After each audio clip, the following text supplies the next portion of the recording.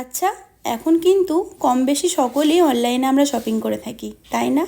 আসলে সবসময় তো আর এখন মানুষের সময় হয় না বাইরে বেরোনোর, তাই অনলাইনই ভরসা। আর অনলাইনের পার্সেলগুলো যে কার্ডবোর্ডের বক্সে আসে, সেই বক্সগুলো কিন্তু আমরা সাধারণত ফেলেই দিই, আমিও ফেলেই দিতাম।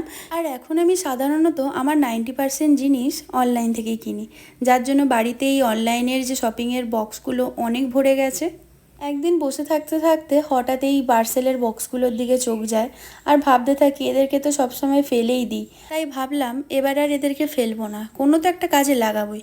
কারণ জিনিস ফেলে দিতে না আমার বড্ড গায়ে লাগে। তোমরা যারা ঘরের বাতিল বাদ দেওয়া জিনিসগুলো দিয়ে টুকটাক হাতের কাজ বানাও, আশা করি আমার ব্যাপারটা তারা ঠিকই বুঝবে। কার্ডবোর্ড দিয়ে তো সাধারণত স্টোরেজ বক্স বানানোই যায়, বাট আমি ইউনিক কিছু চেয়েছিলাম, তাই আইডিয়া নেওয়ার জন্য পিন্টারেস্টে গিয়ে দেখলাম যে কার্ডবোর্ড দিয়ে বেশ সুন্দর সুন্দর ওয়াল হ্যাঙ্গিং বানানো যায়।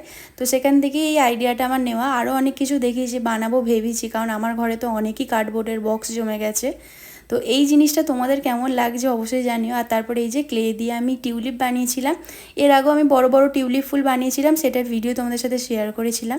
আর আজ বানাবো ছোট্ট ছোট্ট পুচকি টিউলিপ। তোমরা আমাকে সাজেস্ট করতে পারো যে কার্ডবোর্ড দিয়ে আর কি কি বানানো যেতে পারে, তাহলে আমি নেক্সট টাইম অবশ্যই সেটা ট্রাই করব। তোমরা যারা আমার ভিডিও দেখছো তারা প্লিজ সাবস্ক্রাইব করে দিও। তোমাদের ওই একটা সাবস্ক্রাইব কিন্তু আমাকে অনেক মোটিভেট করে নতুন নতুন জিনিস বানাতে। আর এই যে আমার ওয়াল হ্যাঙ্গিংটা একদম রেডি, কেমন হয়েছে অবশ্যই কমেন্টে জানিও।